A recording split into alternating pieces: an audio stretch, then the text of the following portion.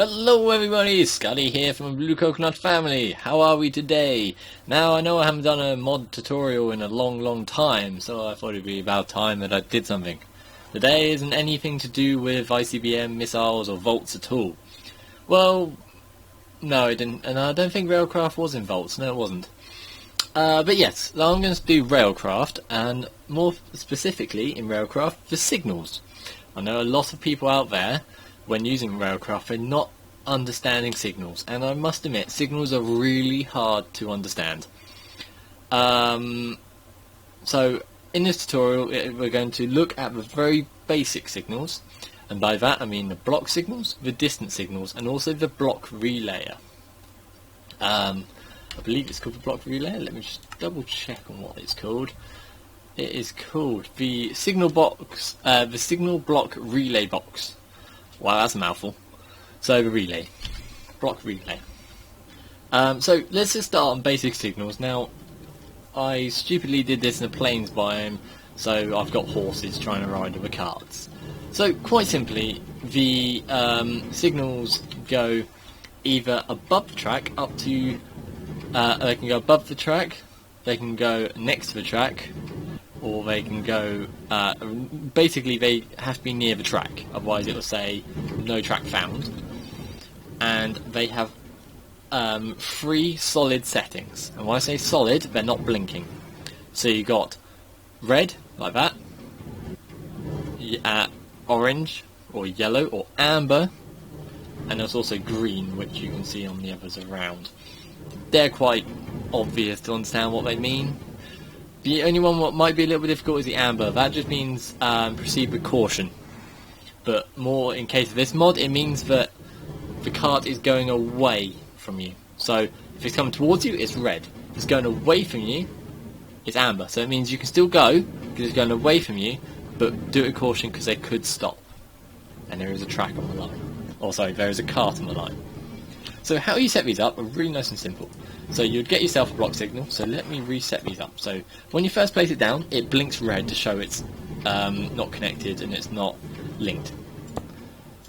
Then you need a little device called a signal block surveyor, like this. You simply right click, or with it, on the signal, and it says beginning signal block survey, and it flashes yellow, or amber, to show you that it started looking for a pair. To make that pair, you simply right click on the other signal, and it says successfully defined signal block. Then it will continue on its business. So let me stop this horse for a second. Stop.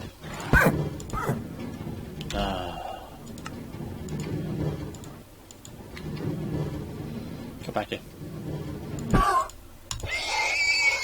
Okay, so if there is no cart on track, they're both green, like that.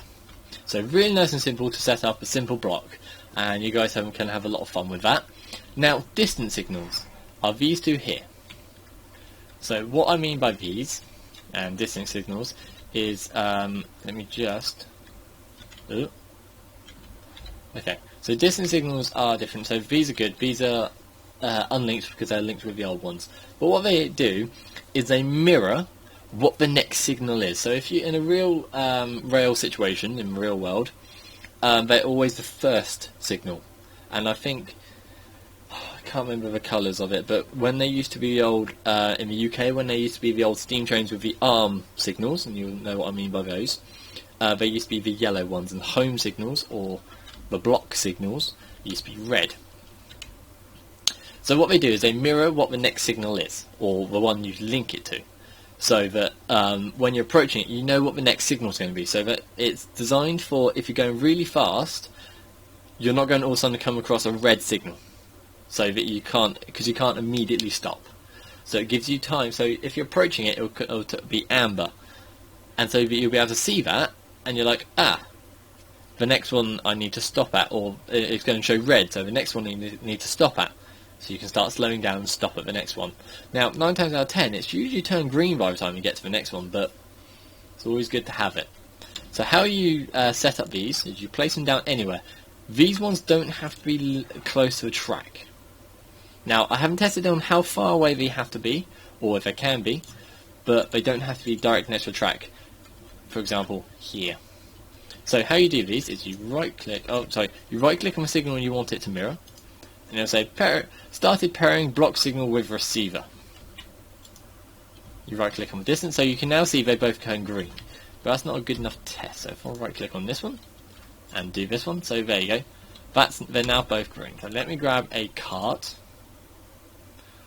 for you. Yeah, no, fine.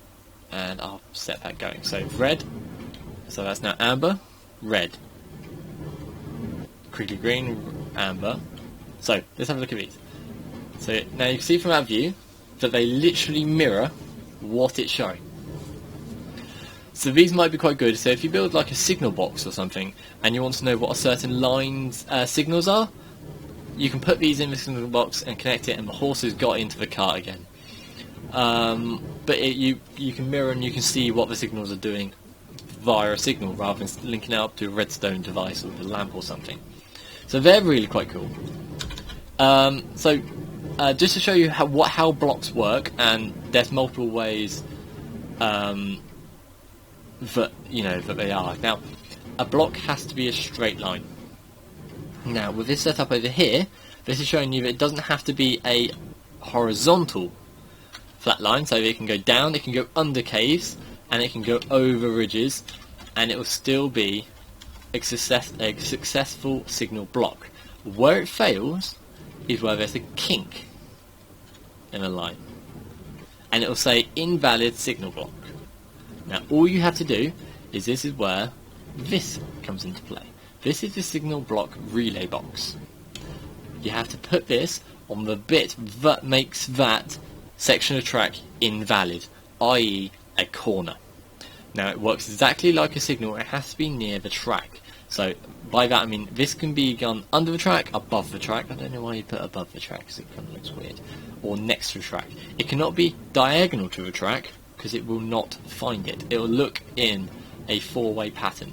And by way four-way pattern, let me get some wool to show you how it will look for it. So I'll grab one of these.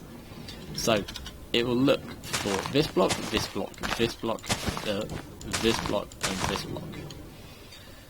And technically also this block. That's how it will look. But if it's not within one of those orange blocks, it cannot find it, okay?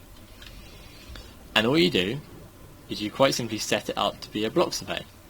So let me break this. So you now know to... you see it failed. Sometimes they do bug out when you break one without letting them know. There you go. So how you do it, you get the block surveyor, or I click on that one. You then go to your relay box. So let me show you what will happen. So you do that. This signal block is not valid, but it hasn't stopped looking for it because it's still flashing yellow or amber. You right click on that and go successfully define signal block. You then right click on that and go to the next block. You then see that you got to imagine it's drawn like an imaginary line where it knows the track's going. Because when I linked it to that one, it thought the track went diagonally across there, which is going, it's not going that way. It's not there. So you have to tell it that it's going this way. Now I've shown you in the last example, what I'm going to show you today, before I get into complicated stuff in the next episode, how that will work on a complicated circuit. And by this I've done a really jagged track, and you know, this could be a pond here, or your house here, or something like that. Anything, as long as it's got more than one corner, as I showed in that one. This is how it works. You just simply put a signal block relay box on each bit of track that is connected to the straight. So the way you got to think about it is, there's got, for each straight of the track, there's got to be two boxes. Now, technically it could be signals as well, but so the two ends will be signals and in the middle will be boxes. So for this straight, it's got the signal and it's got the box. For this one, it's got this box and this box. For this one, it's got this box and this box. This one, this box, this box. You get the picture.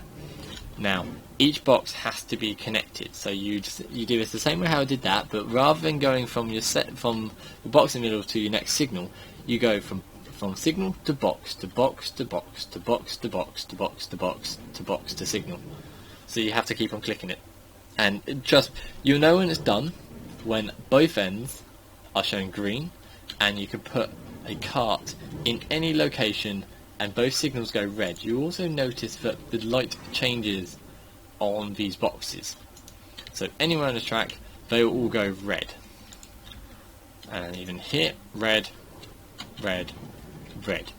That's how you do signal boxes, signal blocks, and how you do signals with distance, and how you do the signal box relay box. No, the signal block relay box. Struggling to say that.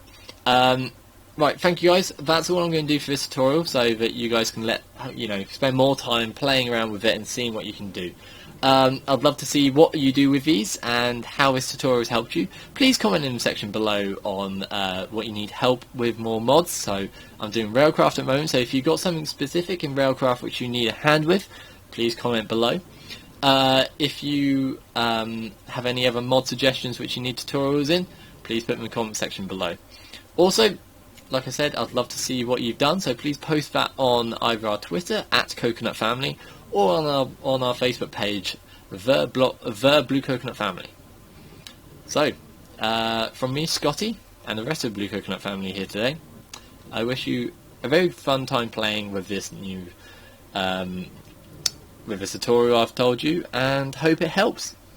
See you guys next time.